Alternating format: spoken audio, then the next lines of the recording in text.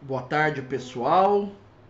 Hoje nós vamos comentar sobre as pesquisas eleitorais nessa última semana da eleição.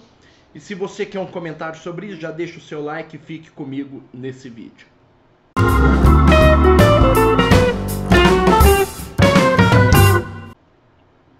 Então é isso, pessoal.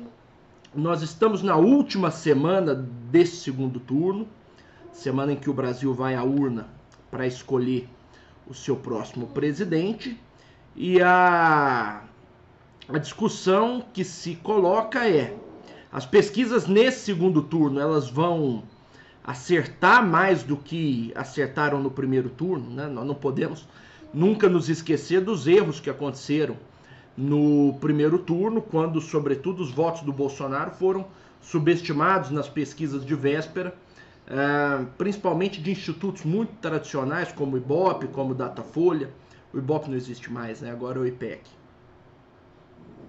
Então, nesse segundo turno, as pesquisas vão acertar? Bom, é sempre perigoso, né? Em se tratando de estatística, quem conhece estatística, quem conhece probabilidade, vai entender que é sempre perigoso você aferir certeza sobre a probabilidade de um evento acontecer, né? Na verdade, existem, enfim, margens de confiança, né? Intervalos de confiança. Na verdade, existe a probabilidade de acontecer ou não. E em se tratando de estatística, nós estamos sempre lidando com probabilidades, né? E nunca com certezas. Mas se há alguns dados que valem a pena a gente mencionar nesse vídeo, é que no primeiro turno havia ali uma grande discrepância entre os resultados das pesquisas. Então você tinha o Datafolha, o IPEC e a Quest, né, que são institutos que fazem pesquisas presenciais, dando um resultado. Você tinha outros institutos como o Atlas, como o Instituto Ideia, Instituto IPESP, né, que davam outros resultados um pouco diferentes, diferenças em geral menores do que as pesquisas presenciais, né. Nesses institutos que faziam pesquisa por telefone, a diferença entre o Lula e o Bolsonaro era sempre menor em relação ao que se fazia IPEC e Datafolha, basicamente. Nesse segundo turno nós não temos isso. Então, se você pegar todas as pesquisas eleitorais que foram, de alguma forma, publicadas na última semana, por exemplo, todas elas apontavam para resultados muito parecidos.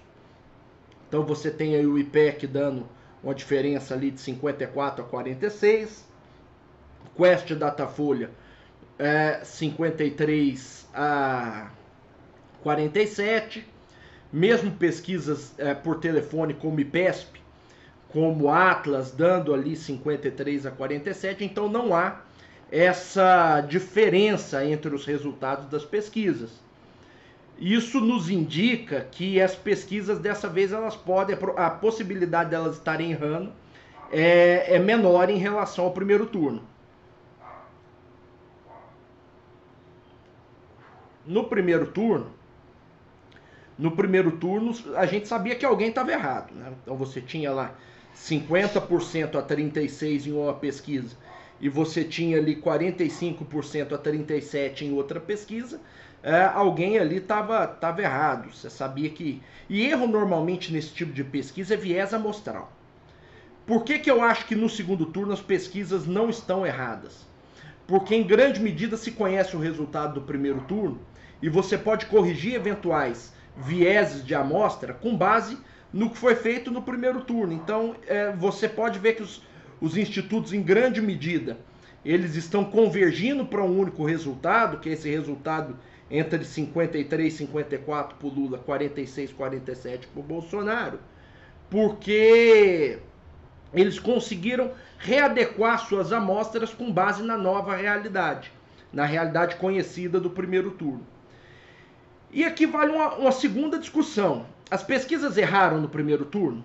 elas erraram basicamente em subestimar a votação do Bolsonaro. As pesquisas davam alguma coisa próximo de 36, 37% para o Bolsonaro nos votos válidos, e o Bolsonaro teve 43%.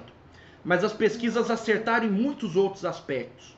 Primeiro, as pesquisas acertaram na tendência de queda do Ciro Gomes. O Ciro Gomes, que teve ali em torno de 8, 9% todo o primeiro turno.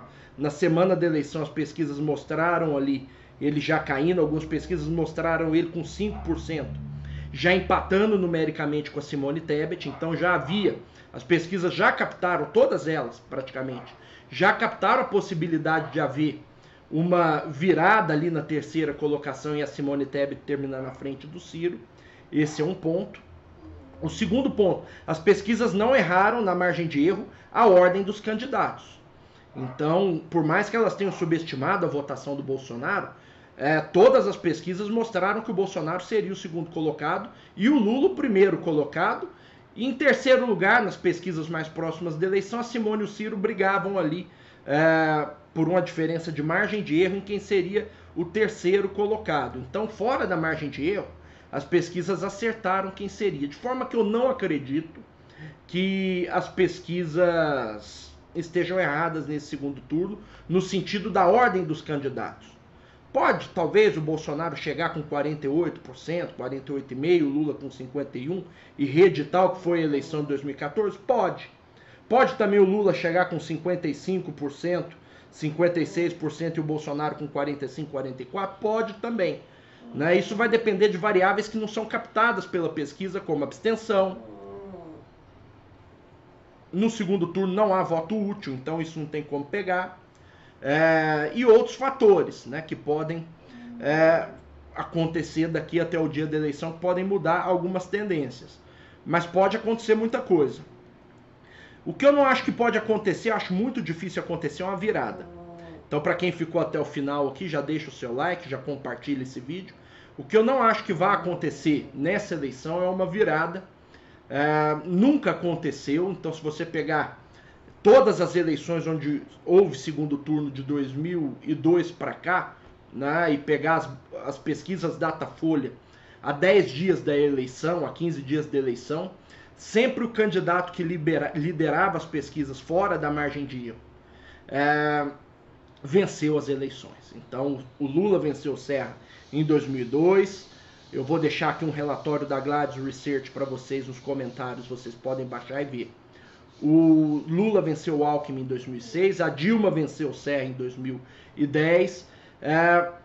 Houve uma virada numérica, mas não dá para falar que foi uma virada porque a Dilma e o Aécio estavam empatados na margem de erro em 2014 e o Bolsonaro venceu o Haddad em 2018. Então acho muito improvável, né, pelo padrão histórico das eleições, que haja uma virada agora nessa eleição. Agradeço a todos que ficaram até comigo. Meu nome é Benito Salomão, sou doutor em economia e até o nosso próximo encontro.